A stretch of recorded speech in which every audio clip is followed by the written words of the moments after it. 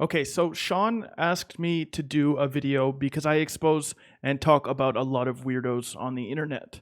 So between the David Dobrik situation, the James Charles situation, basically every other weirdo that I've covered on this channel, I am going to discuss a little bit about some of the safety things as well as go into detail about, keeping your child more safe on the internet.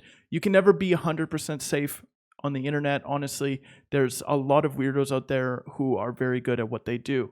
So, the first things first, I want to discuss some of my experiences. So, having social media when I believe I was 13 or 14, my mom had the password. She would log into it. She would constantly check it all the time. And eventually, that led to, backup accounts where she didn't have access or, hidden social medias and stuff like that. So then I could do what I wanted to do privately, in my own time, talk to whoever I wanted to talk to. So the thing with constantly checking your children's phones and social media is going to cause some trouble down the road. It's invasive. They deserve privacy as well because they're still a human being. However, teaching them to be safe on the internet is massive. So from a young age, my brother taught me, you can't believe everything on the internet. Some people may not appear to be who they say they are, that kind of stuff. We'll get into the first thing, right? Just because a creator is big or, has influence or, they might seem like a genuine, fantastic person, it's not always the case because then you get situations like Dirty Dom, who was portrayed as a degenerate, but people thought it was a joke. And then you get people like David Dobrik, who is constantly laughing all the time. Everything looks fantastic. He seems like a good dude because he gives away a lot of cars and money and that kind of stuff. Turns out he's not a good dude, right? So just the way somebody portrays themselves on social media isn't always exactly as they are in real life. And personally, I'm going to talk about the apps that are the most dangerous, as well as going to doing like meetups with, your favorite creator and that kind of stuff as well. So Snapchat is the riskiest app for people who are under the age of 16. So the messages delete automatically by default. The pictures delete automatically by default, making it a perfect place for people who don't want their parents to see what's going on, or, older family members or whatever it could be, right? These deleting messages can be saved. There's chat settings to save messages automatically instead of deleting them. And you can also highlight messages and they will also stay in the chat until they're unhighlighted and deleted. Okay, so from here on Snapchat, this is to turn off suggested and all of that kind of stuff. So you click this, hit the settings icon in the top, scroll down, who can contact me, set that to my friends, use my cameo selfie, only me, view my story, set that to friends only, my location, make sure you turn on ghost mode. You also want to go down to see me in quick ad as well, show me in quick ad, and go ahead and turn that bad boy off as well. So on Snapchat, you can swipe over to a map, and all of these little dots here are people that I have added that have their locations still turned on. It's absolutely very dangerous because if you scroll in on one of these people, you can see exactly what street they're on, their exact location, and how long ago it was until they checked into that spot. So that's extremely dangerous. You shouldn't be adding people you don't know on Snapchat, period, at all.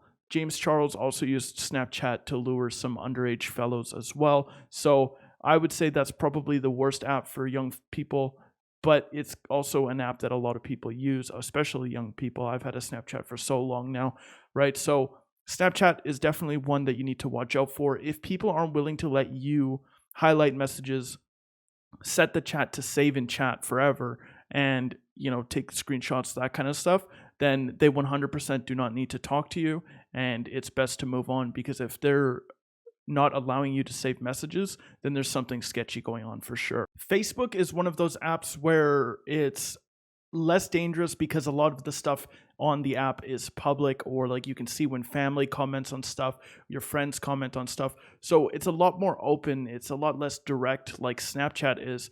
Facebook is great because if you have photos with your family on there, or mom and dad or other family members are commenting and interacting with posts of the young people, then it's going to make a child predator or a person who might have ill intentions think a little bit harder because of the, caring and loving family. I saw a really, really gruesome interview where this guy basically said he would go onto the internet, he would find these young people who had dysfunctional families, so things along the lines of like no family photos, no family commenting, not added anybody on on Facebook that's family, that kind of stuff, and that's who he would target because there's a lot less interference that way. And then when he would find those kids, then he would convince them to lure their friends as well who also had dysfunctional families. So that's absolutely very important. You need family photos. You need to interact as a parent on your kids' things as well to help mitigate those circumstances where somebody might be interested in doing harm to your children. Absolutely. Facebook has a lot of privacy settings as well. You'll need to go into the settings, go to privacy, do a privacy checkup, and basically you should turn pretty much everything off except for the profile picture and stuff like that. You should be able to see friends on there. Friends should probably be public, and basically that's it. Don't allow direct messages and stuff like that. So you can go line settings and then filter messages and turn it to requests.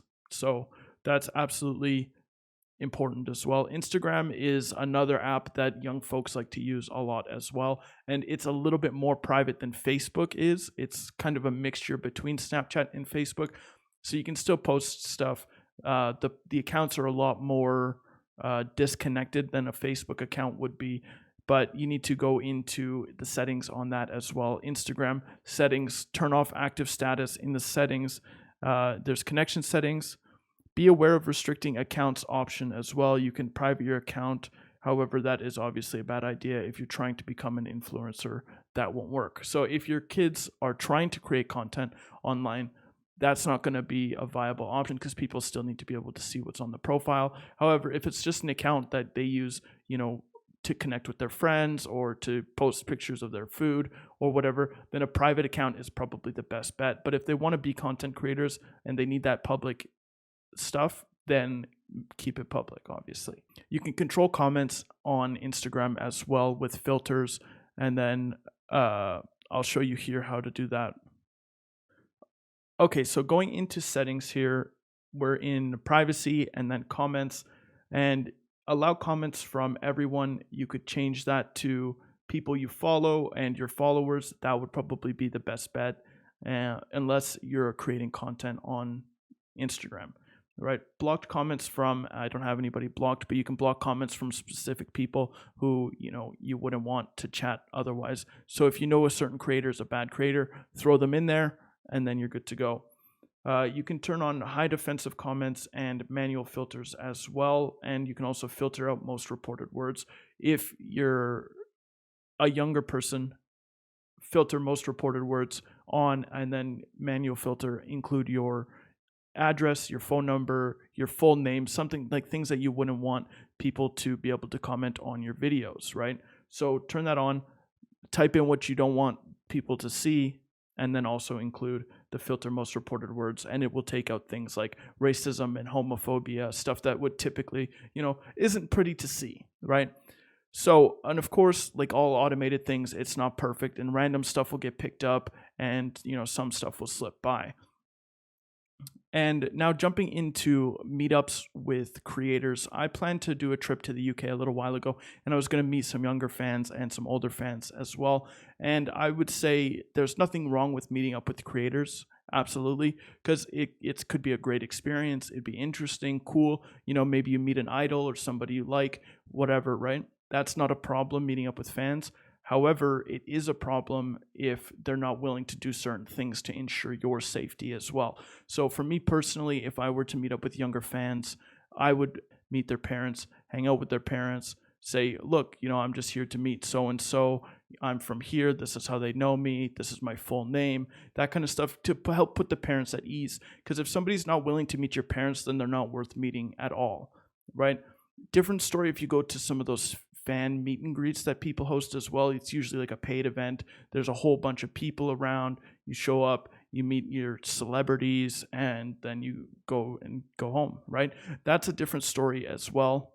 Public place, always meet people in public places. There is no reason you should be going into their car by yourself. There's no reason you should be going into their house or their hotel by yourself. If somebody's trying to separate you from your group as well, that's definitely a red flag. Just because these people are big or have influence and money, that kind of stuff, doesn't mean that their intentions aren't, bad. So public spaces, meet your parents, and then you're good to go, or paid meet and greets, that kind of stuff.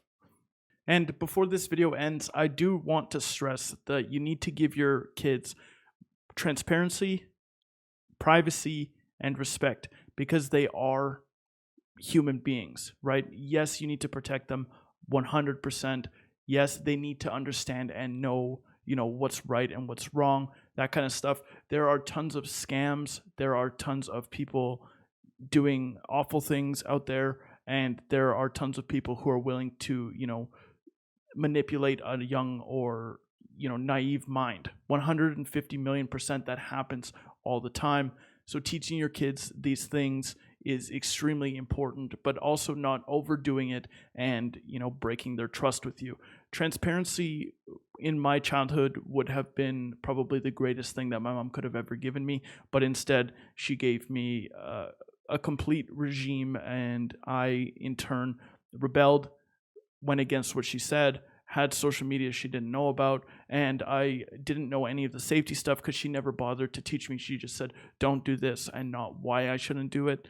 So be open with your children, be there for your children, and make sure that they know to not, talk to these people privately, regardless of if they're big or if they're just, pretending to be somebody. Because these people will also pretend to be young children as well, lure you out, and then, it's the same thing as I got a puppy in my van, but this is on the internet.